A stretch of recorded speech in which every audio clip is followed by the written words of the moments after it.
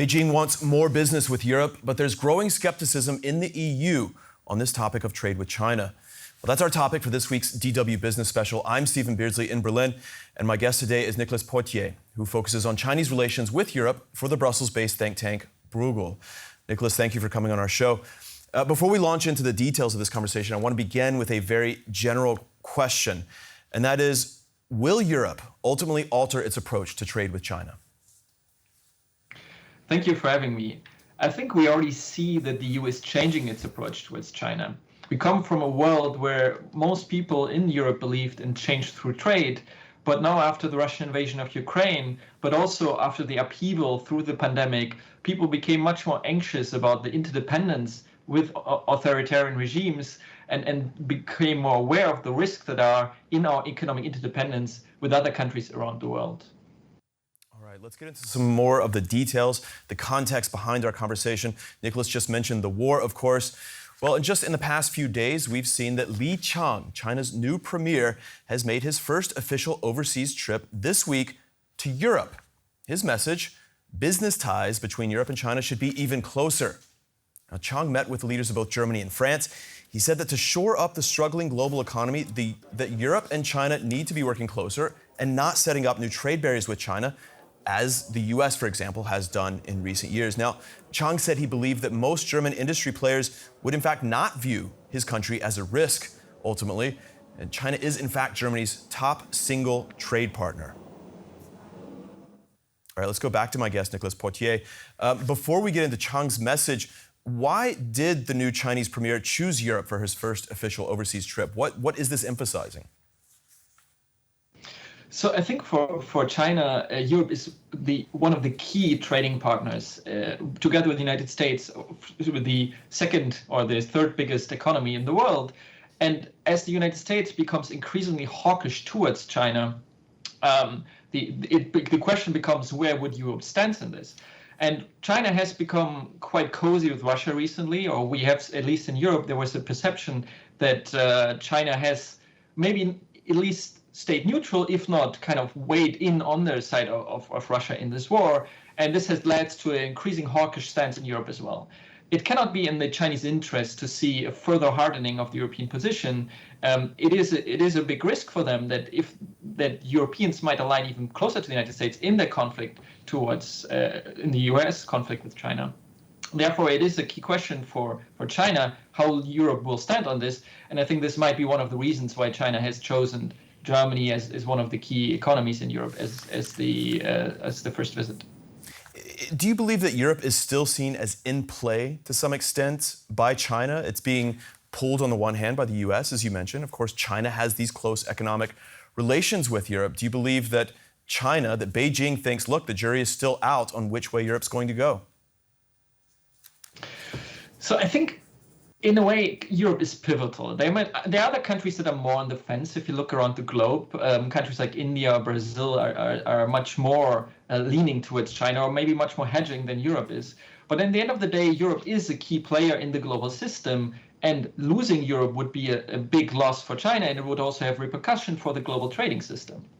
If you look at advanced economies, there are not many players of the size of Europe that believe as strongly as Europe in the multilateral system, and that has come so much in favor of trying still to maintain a rules-based system and push back on a way with the same kind of credibility that the EU does against Americans' attempts to kind of undermine the system in order to advance its competition with China. If Europe would lose this position, we came to a point where it might be very questionable who's left to defend this, and it's not in the interest of China basically to undermine the system even further or let it erode, even though China itself has also done its fair share of undermining the system. Can we say anything about how Qiang's message is likely to be greeted by businesses in Europe and then by governments as well? We know that he visited Germany first, and then he's been in France after that. So I think businesses in Europe, they are torn between, on the one hand, the business opportunities that are still in China, and then the geopolitical risks that not just governments, but also businesses perceive with China. There are massive risks for everyone involved here. If we see, for instance, a conflict around Taiwan, if we see further trade wars between the US and China, if we see further export controls and investment screening. All of this means that companies have to find strategies to hedge their risks, hedge their investments against these risks, and to kind of find a way, on the one hand, to maintaining their very profitable relationship with China, but also maintaining their supply chains, in which China is an integral part of, while at the same time reducing the risk and the exposure to this kind of geopolitical risks. Companies would probably like a toning down or basically a warming of relations between the US and China, but it might not be up to them to decide so. Therefore, I think they're very keen to observe what's happening here. We want to get a little bit more into this. Let's give some background as well. While Chinese Premier Li Qiang was in Germany, he also visited BMW and Siemens, two of the country's major firms with big presences in China. And those companies, as Niclas referred to, they're definitely not alone. A number of major German firms rely heavily on China for their annual revenues. Now listen to these figures from the last fiscal year alone. Chemical producer BASF and sportswear retailer Adidas both pulling about 14% of their total revenues from China in 2022. Mercedes, somewhat higher, almost a fifth of its revenues last year coming out of China. And now look at Volkswagen. China accounted for almost 40% of that company's revenues last fiscal year. That's one of the world's largest automakers. All right, back to Niclas Poitiers with Bruegel. These are major firms. They account for a lot of employment, but they're not the only firms, of course. There's a greater ecosystem out there. What did they tell us, if anything, about the overall German or European economic dependence on China? So these firms often show two sides of dependencies. The first one is the dependency on China as an export market. That for many of these firms, as you point out, China is a premium market, if not the biggest market alone, which means that if we would see further competition and if they will kind of see backlashes from Chinese consumers, boycotts, as we've seen, for instance, in the past around Xinjiang, about cotton companies that reduced their dependence on Xinjiang cotton, that could mean a major hit to the businesses. At the same time, we have many businesses that are dependent on Chinese production in their supply chain, meaning that they have parts that are produced in China that go into their cars, for instance. And it's very difficult for them to get rid of these dependence on Chinese suppliers, especially in areas like clean tech, like battery technology, where Chinese companies are dominating the entire ecosystem. The question here is kind of how do you mitigate these two risks? At the moment, the political debate is very much on the import dependency. So the risk that people perceive, analogous to what happened with Russia, is really the fear that imports from China might be blocked and therefore industries might in Europe be hurt. But there's a flip side to this, which is the export markets. And I think here companies and governments are still quite keen to benefit from the growth in China and benefit from the growing market there and the export opportunity. But this might become increasingly hard the more we focus on the risk of dependency. And I think some tough questions have to be asked here. You know, going back to this idea that there's such a reliance on China for supply chains, for outsourcing manufacturing in many cases, or for specific supplies, don't we see this effort to find alternatives right now? We see more businesses looking in the greater Asia-Pacific area for outsourcing. We also see that with domestic policy measures like the Inflation Reduction Act in America, we see this emphasis on finding other sources, frankly, for some of those battery components that you mentioned. Will that not bear fruit in the future, or is that going to be incredibly difficult for these businesses in the near or midterm?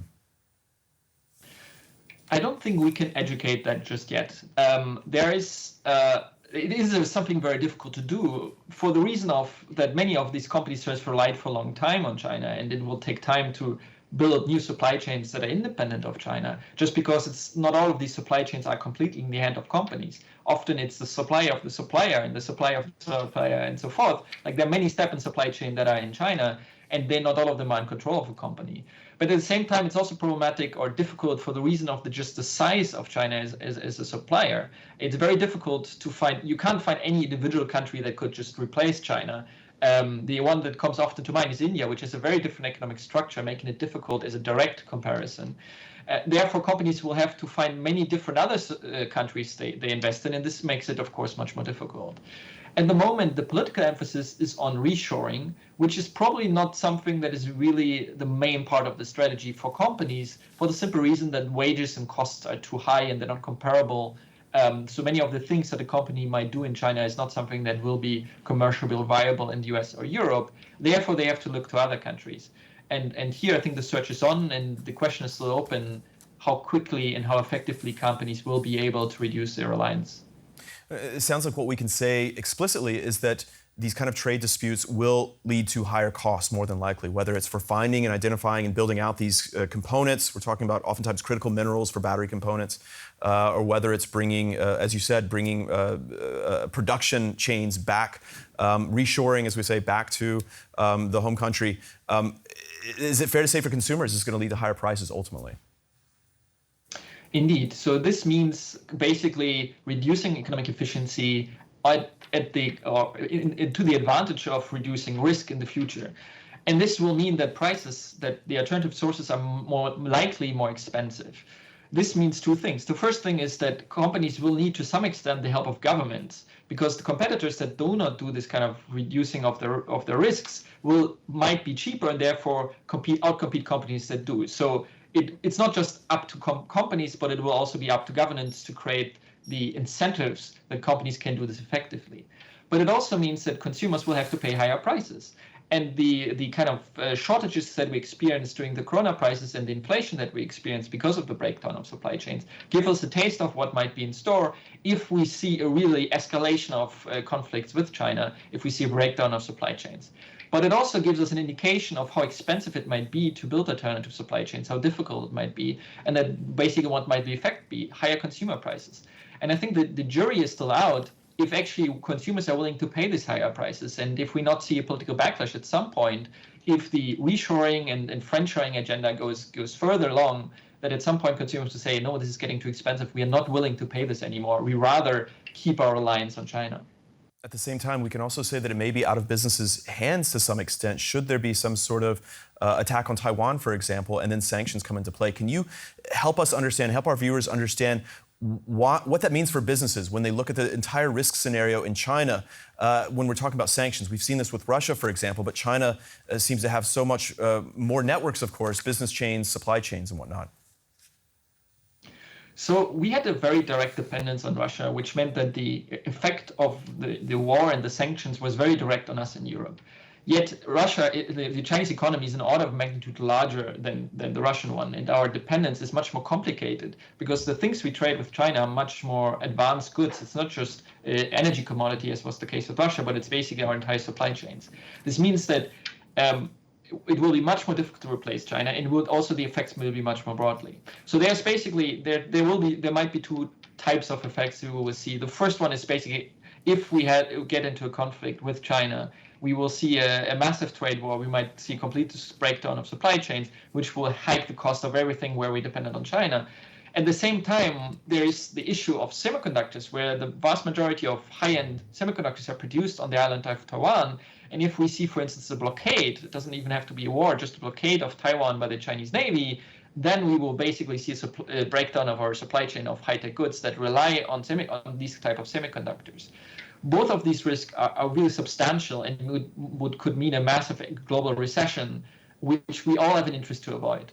Now, the strategy, how we deal with that, has to be twofold. On the one hand, we have to think about these dependencies and make sure that everyone is aware of the risk and reduces them as far as possible. But in the end of the day, we will not be able to completely mitigate the risk of this. And I think also everyone has to be aware and has to be conscious of the massive economic damage any conflict in this area would have. And I think we have to convey this message also to the Chinese to show them what the massive cost to them and the global economy would be if they actually escalate on Taiwan. Niclas, you touched on this in your answer to the first question that I asked you at the beginning of this program. A big question out there is whether we're seeing a more cohesive European approach to trade with China. I want to talk for a moment about two of the most prominent examples of European positioning toward Beijing in recent months. First, French President Emmanuel Macron telling reporters in April that Taiwan essentially isn't a European issue. He asked, is it in our interest for there to be acceleration on the topic of Taiwan? No. The worst thing we Europeans could do would be to be followers on this topic and to adapt to the American rhythm and a Chinese overreaction.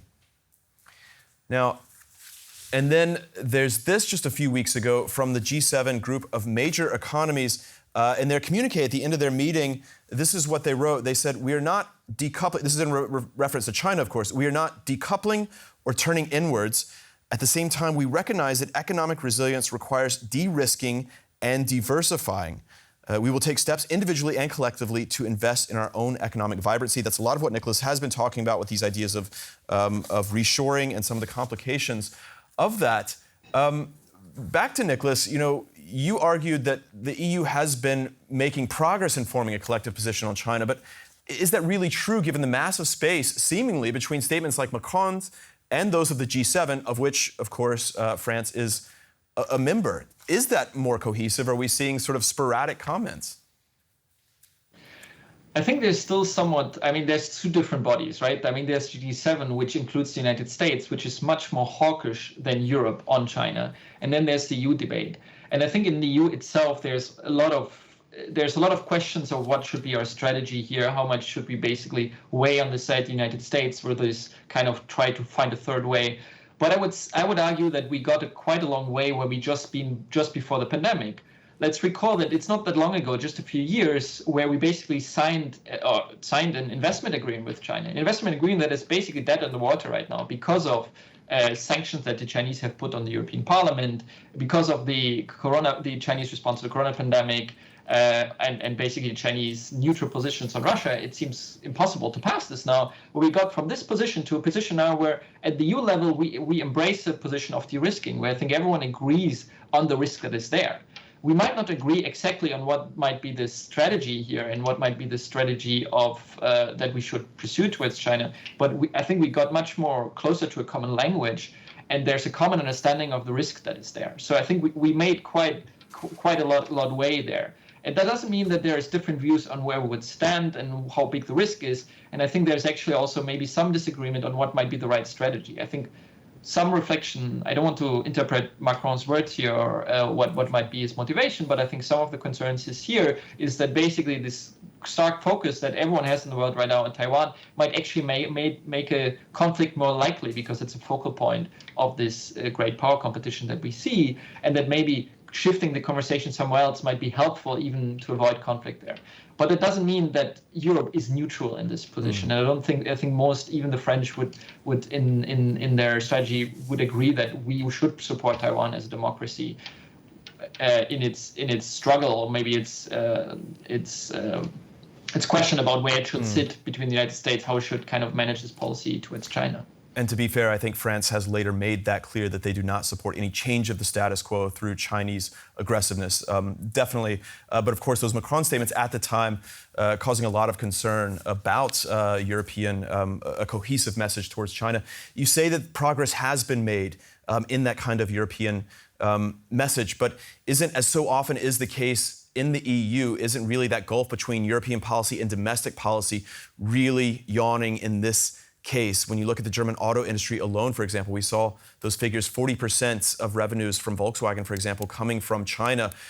European priorities always fail or succeed depending on whether they can be sold to the domestic audiences. Isn't that going to be incredibly difficult in a country like Germany? We also have in Germany a very hot debate about what should be our strategy towards China. And it's not a debate that has concluded. I think it's very clear that for not just for Germany, but for many European countries and companies, there's a lot at stake when it comes to our relation with China. And I think that is just a reality that we have to contend with. This is different from country to country because different countries have different business models. But Europe as a whole has a big exposure to China.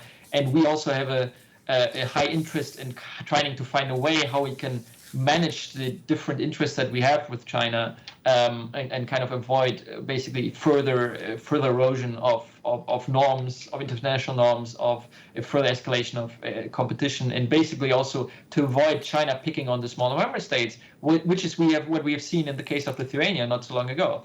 So I think there are hard questions, and I think this is sometimes why there's a bit of a cacophony in Europe, but that is just how European politics works. If we look at the ground, if we look at the initiatives that's on the way, there's a lot of things that have moved in the last year, and we might not be where we would like to be, but I think there is a moving.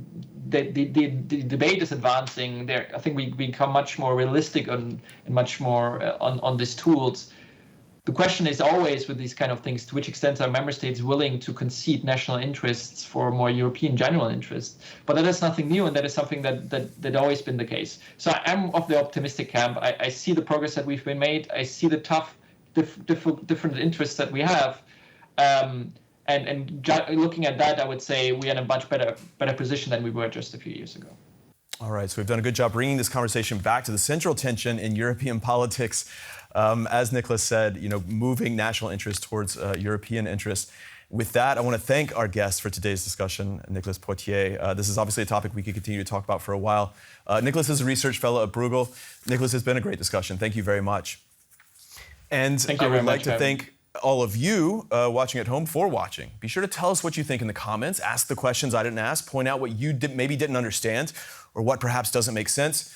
We'll take a look and see what we can do for our future coverage and future specials like these. Otherwise, we'll see you next time.